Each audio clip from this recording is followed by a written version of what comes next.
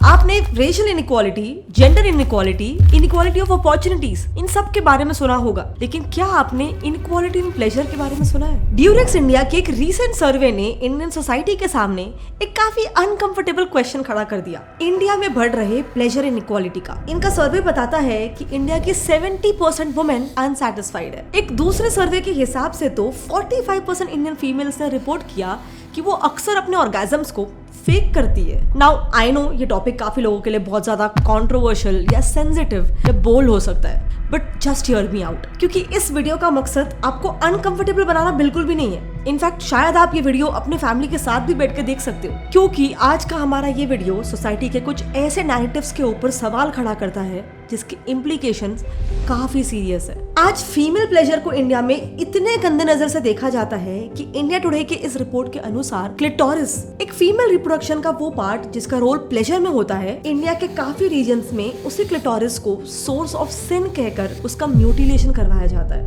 यानी हमारे देश में लड़कियों के उस पार्ट को काट देने की एक इतनी ज्यादा क्रूर प्रथा मनाई जाती है, सिर्फ इसीलिए ताकि वो लड़की प्योर रह सके। To make things worse, India में इन फीमेल जेनिटल म्यूटिलेशन FGM को प्रिवेंट करने के लिए कोई लॉ भी नहीं बना है, जिस वजह से आज तक क्लिटोरल हुड, एक रिपोर्ट के मुताबिक इंडिया FGM का एक ग्लोबल हब बनते जा रहा है, क्योंकि ऑस्ट्रेलिया और USA जैसे कंट्रीज से भी लोग अपनी बेटियों का FGM कराने इंडिया आते हैं। सो जाहिर है लड़कियों की ये प्रॉब्लम सिर्फ इंडिया में ही नहीं है। कई मिडिल ईस्टर्न कंट्रीज में एक और काफी क्रूर प्रथा है, बच्चे पैदा होने के बाद फीमेल वजाइना को सिलकर बंद कर देने की प्रथा, ताकि औरत उसके बाद प्लेजर को बिल्कुल भी फील ना कर सके। इनफैक्ट 2017 के एक डेटा के हिसाब से तो यूके जैसे एक डेवलप्ड कंट्री में भी 5000 MGM के नए केसेस रजिस्टर हुए थे जस्ट एक साल में। So my friends, this is not just about female pleasure in India, this is a global problem. But contrary to popular belief, ancient Indian culture actually female pleasure के topic को कभी भी हीन दृष्टि से नहीं देखता था और इसे एक हश हश टॉपिक नहीं मानता था। इनफैक्ट ये देखिए, ये है रति, गॉडेस ऑफ फीमेल प्लेजर, जिन्हें कामदेव, जो है God of love and pleasure, उनका कंसॉर्ट माना जाता है, यानी उनका स्पाउस माना जाता है। एंड माइंड यू, ये चाइल्ड बर्थ और मदरहुड की नहीं, बल्कि सिर्फ और सिर्फ फीमेल प्लेजर की गॉडेस है। इनफैक्ट फीमेल प्लेजर पे ये बात करते हुए हमें हमारे महाभारत के सेक्शन 12 में एक ब्यूटीफुल स्टोरी भी मिली। कहानी के हिसाब से एक बार इंद्रदेव ने एक भांगशवना नाम के राजा को ये श्राप दिया कि वो एक औरत में बदल जाए और जिंदगी भर औरत ही रहेंगे। लेकिन फिर कुछ समय बाद जब इंद्रदेव ने खुद अपने इस फैसले को बदलने की सोची, तब भांगशवना ने उन्हें सामने से कहा कि वो औरत ही रहना चाहते हैं, क्योंकि उनके अनुसार उन्हें एक स्त्री के शरीर में ज्यादा प्लेजर मिल रहा था। ये तो कुछ भी नहीं है। सीमा आनंद, जो कि एक बहुत ही फेमस माइथोलॉजिस्ट और सेक्सुअल हेल्थ इन्फ्लुएंसर है, उन्होंने टाइम्स ऑफ इंडिया को दिए हुए एक इंटरव्यू में बताया था कि एंशिएंट इंडिया में फीमेल प्लेजर टॉयज का तक यूज किया जाता था, और तो और उन टॉयज को फीमेल्स की एनाटॉमी के हिसाब से कस्टमाइज तक किया जाता था।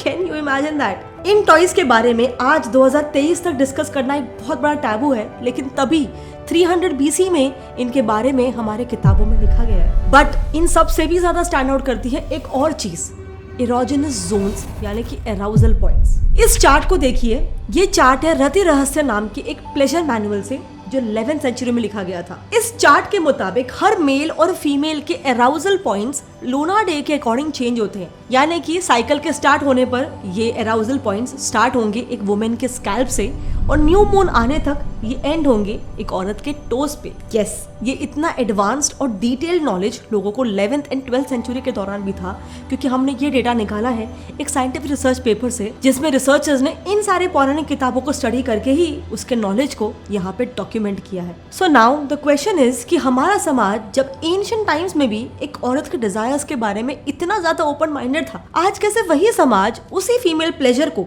उसी कामना को इतने हीन दृष्टि से देखने लगा है? हमारे बिलीव्स इस इशू पे इतने स्ट्रांग हो गए हैं कि हमारा देश ग्लोबली जेनिटल म्यूटिलेशन जैसे घिनौने प्रथा का हब बनता जा रहा है। Well, all of this starts with a mindset.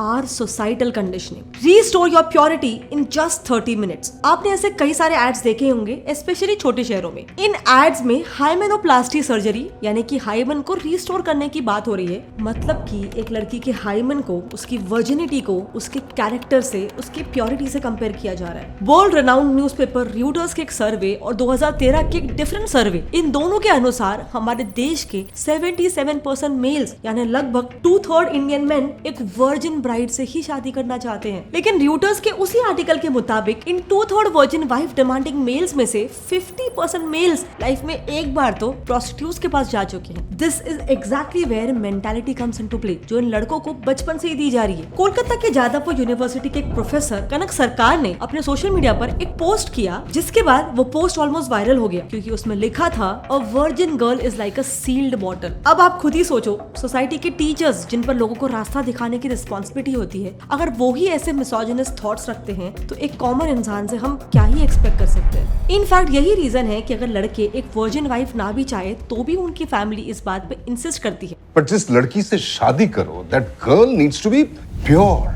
लेकिन हाँ, लड़के पे ये सेम रूल्स अप्लाई नहीं होते हैं। नतीजा, इंडिया में हाइमेनोप्लास्टी जैसी सर्जरीज की डिमांड ड्रास्टिकली इंक्रीज हो रही है। अपोलो हॉस्पिटल्स के एक सर्वे के अकॉर्डिंग रीसेंट टाइम्स में सर्जरी की डिमांड 20% से 30% तक बढ़ी है, जिनमें से मेजरली 20 से 30 साल की लड़कियां ही ये सर्जरीज करवाती है। इनफैक्ट सोसाइटल कंडीशन में जो डिस्पैरिटी है वो सेक्सुअल प्लेजर जैसे केसेस तो चलो बहुत ही कंजर्वेटिव इश्यूज हो गए, लेकिन something as basic as lifestyle, food, finances, इन एरियाज में भी आपको काफी फैमिलीज में लड़की और लड़की के बीच एक क्लियर डिस्पैरिटी दिख जाएगी। अगर मैं रूरल या फिर even urban India with conservative families की बात करूं तो आपने कई मूवीज में भी देखा होगा कि घर की औरतें हमेशा सबसे लास्ट में खाना खाती है। 2017 में यूएन ने यूपी में एक सर्वे किया था, जिसमें मालूम पड़ा कि 85% वुमेन खुद खाना बनाकर भी खुद खाना सबसे पहले नहीं खाती है, सबसे लास्ट में खाती है। सिमिलर पैटर्न आपको फीमेल्स की फाइनेंशियल स्टेटस में भी मिल जाएगा, जो भी एक मेजर फैक्टर है behind this disparity. Indian express के एक आर्टिकल के मुताबिक आज भी इंडिया की 50% औरतें फाइनेंशियली इंडिपेंडेंट नहीं है। अब ये सुनकर शायद आपको लगे कि वो 50% औरतें रूरल एरियाज की होंगी, पर ऐसा नहीं है। CNBC TV 18 ने 10,000 वर्किंग वुमेन के बीच एक सर्वे किया, जो मेजरली मेट्रोपॉलिटन सिटीज में हुआ था। इस सर्वे में ही पाया गया कि भले ही ये वुमेन अर्न भी कर रही हो, लेकिन उनमें से 67% का ये कहना था कि वो अपने फाइनेंशियल डिसीजंस के लिए अपने फैमिली के मेल मेंबर्स पर डिपेंडेंट है। Another reason behind the disparity could be male domination even in sexual activities. Hindustan times में छपे 2015 के एक सर्वे के मुताबिक इंडिया की 72% मैरिड वुमेन अपने सेक्सुअल लाइफ से अनसैटिस्फाइड है। रीजन, एक रिसर्च पेपर के मुताबिक वेजाइनल इंटरकोर्स से सिर्फ 50% वुमेन ही ऑर्गेज्म अचीव कर पाती है। लेकिन उसी आर्टिकल के मुताबिक अगर यही vaginal intercourse manual and oral stimulation के साथ कंबाइन होता है तो ऑर्गेज्म अचीव करने के नंबर्स 86% तक बढ़ जाते हैं। बट अगेन उसी सर्वे में यह भी पाया गया कि सिर्फ 12% फीमेल्स ने ही एडमिट किया कि उन्हें अपने पार्टनर से सैटिस्फैक्टरी ओरल स्टिमुलेशन मिलता है। एंड फाइनली ऑल्सो इस डिस्पैरिटी में वुमेन खुद इक्वली रिस्पॉन्सिबल हो सकती है। इंडिया टुडे के एक सर्वे के अनुसार आज 45.2% औरतें अपने ऑर्गेज्म्स को फेक करती है। सो उस आर्टिकल का पॉइंट था, if you don't ask for it how will you get it. अगर औरतें अपने डिजायर्स को अपने मेल पार्टनर्स तक पहुंचाएंगी ही नहीं, तो वो उनसे कैसे एक्सपेक्ट कर सकती है कि वो मेन उनके डिजायर्स को खुद से समझकर उन्हें फुलफिल कर सके। सो बेसिकली ओवरऑल अगर इस पूरे इशू को देखा जाए तो मुंबई के एक साइकोलॉजिस्ट डॉक्टर प्रियंका शाह ने इसे काफी अच्छे से समअप किया है। उनके मुताबिक एक इंडियन वुमेन अगर अनहैप्पी सेक्सुअल मैरिज में है तो वो खुद से सिर्फ 3 सवाल पूछती है। Is he financially unstable, is he abusive और does he have an extramarital affair. अगर इन तीनों भी क्वेश्चंस का आंसर नो है तो वो ये सोचना शुरू कर देती है कि एक हेल्दी और हैप्पी मैरिज के लिए उसका खुद का सेक्सुअल प्लेजर इंपॉर्टेंट नहीं है। Well, that is something to think about. आपका इसके बारे में क्या ख्याल है? आपके जो भी ओपिनियंस है मेरे साथ नीचे कमेंट सेक्शन में शेयर करना, क्योंकि inequality of any kind should not be tolerated. In fact हमने बहुत ही हाल ही में एक वीडियो बनाया था inequality in legal systems for mails के ऊपर, जिसमें हमने डिटेल में ये कवर किया था कि कैसे कुछ लॉज जो औरतों की सुरक्षा के लिए बनाए गए हैं, उन लॉज के कुछ लूप होल्स का मिसयूज करके कुछ औरतें इनोसेंट मेन को फंसा रही है। ये काफी इंटरेस्टिंग टॉपिक है। अगर आप वो देखना चाहते हो तो हमने इस पर डिटेल वीडियो बना रखा है, अब यहाँ पे लेफ्ट पे क्लिक करके उसे देख सकते हो। आज का हमारा टॉपिक हल्का सा डिफरेंट था। अगर आपको ऐसे टॉपिक्स अच्छे लगते हैं तो प्लीज नीचे कमेंट सेक्शन में मुझे जरूर बताना। मिलते हैं अगले टाइम, तब तक के लिए जय हिंद।